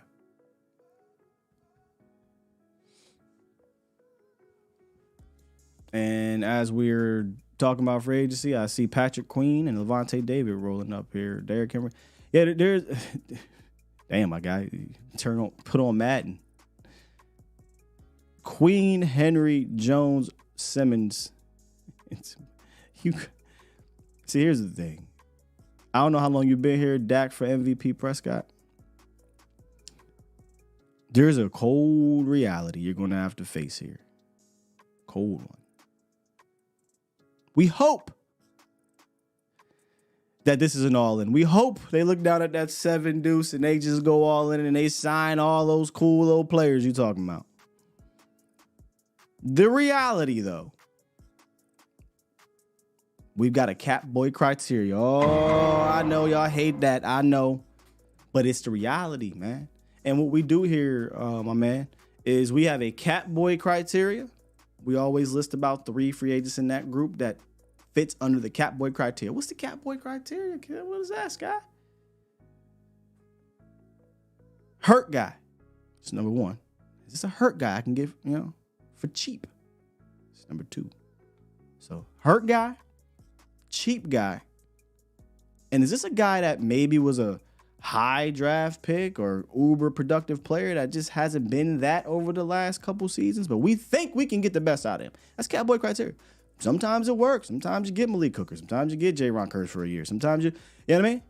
That's cap boy criteria. So we're going to list our cap boy criteria, and then we're going to talk about like the 1 or 2 players that we would go after. Knowing damn well it's not going to happen, but hey, we'd love to be surprised. But get ready. We throwing out all these big names. Man, I hope, Chris Jones will be awesome.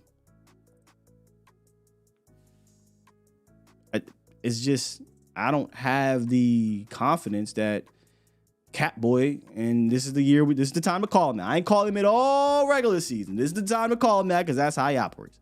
I don't got the confidence he's going to go out there and say, shit, man, lame duck season. We ain't really making a whole bunch of coaching changes. Let me go out here and empty the motherfucking clip. Chris Jones, dang, whoever, right? Like, throw out all these big names you want. Trading picks. Boy, I would love to be wrong on that one. I would love to. I would bend the knee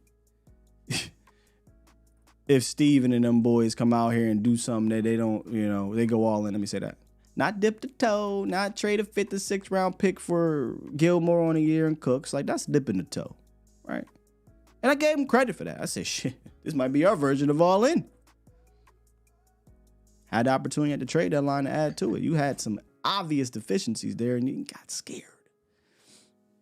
Better not do it this year. Ooh, sir. You better take what you did last offseason via trade. Take that energy. Put it in the bottle, shake it up so we can, go all over the place. And use it.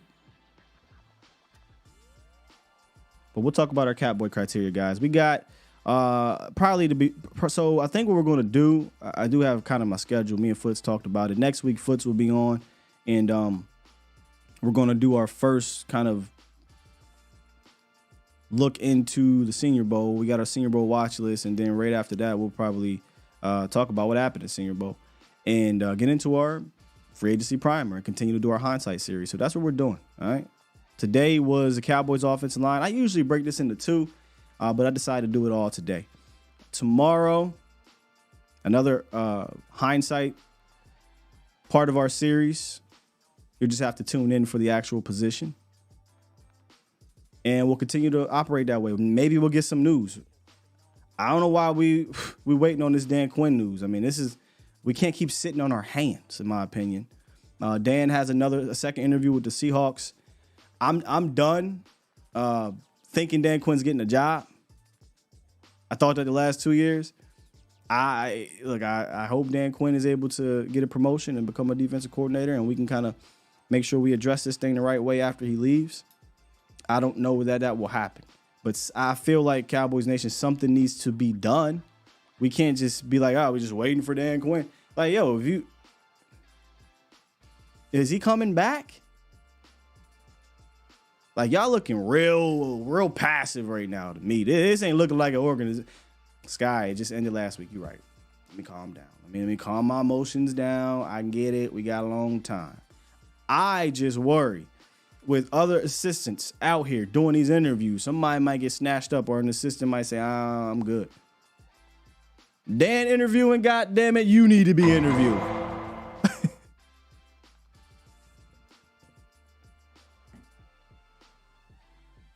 That's all I'm saying. Dan want to go step out? I'm stepping out. All right, Joe Witt, what you got? Al Harris, what you got? Jesse Minter, what you got? Denard Wilson, what you got?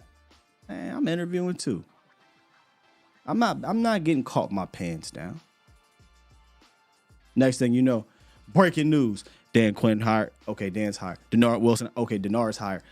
All these dudes just start getting hired. Next thing you know, we'll just settle with the second and third best option we wanted. Don't like it. Ben said Dallas has no sense of urgency. And look, I'm trying to be fair, right? Like they just the season over last week, but I don't care. There needs to be a sense of urgency for sure.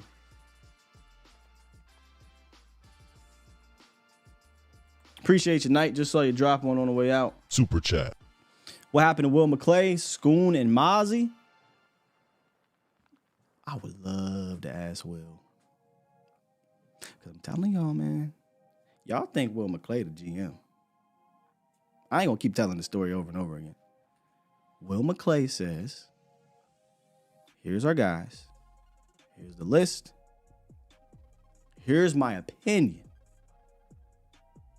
Right?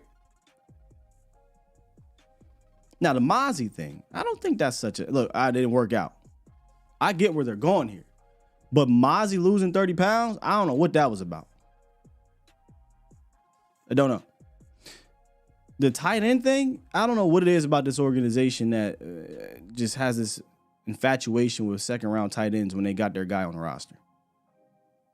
Anthony Fasano, Martellus Bennett, his brother, Martellus Bennett. Rest in peace, Gavin Escobar, and now Luke Schoonmaker. What the hell is the infatuation with this?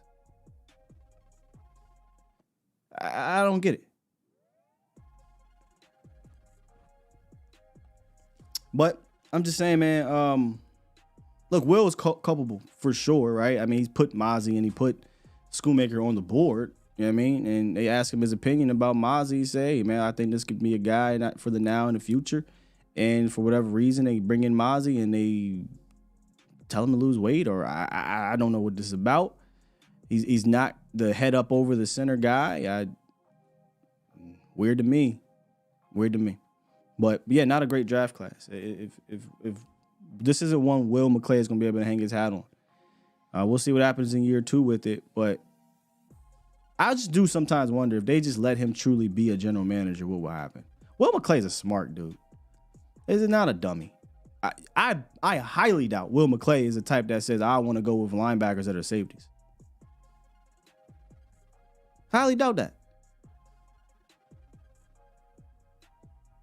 I don't know. But hey, this is all I can do. All I can do is be the Uber Eats driver. This is what we list. This is the guys we like. And look, he's hit a lot. I mean, the talent that he's recommended them to a draft or go scout or whatever, I mean, we've got a ton of it. It's a homegrown team for sure.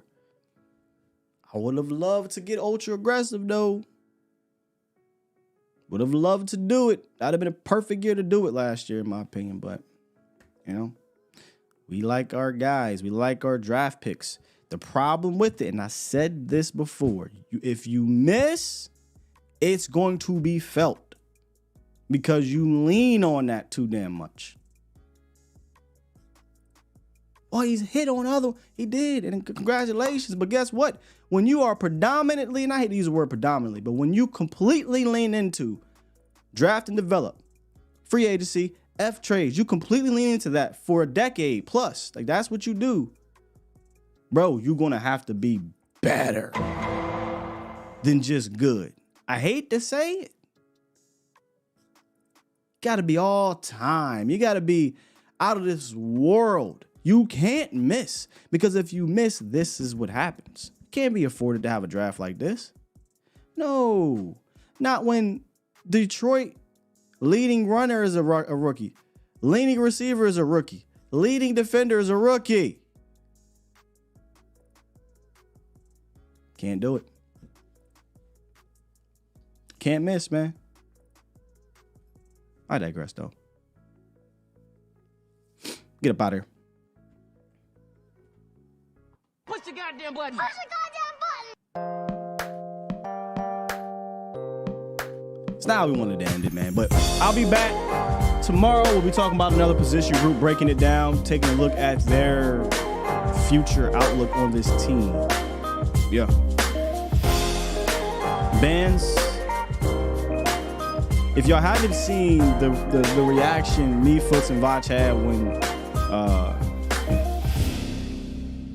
Schoolmaker was picked, the whole reason was because I'm like, what are we doing? Ferguson's on this team. And now look, it is what it is. I'm out of here. Love y'all. Peace.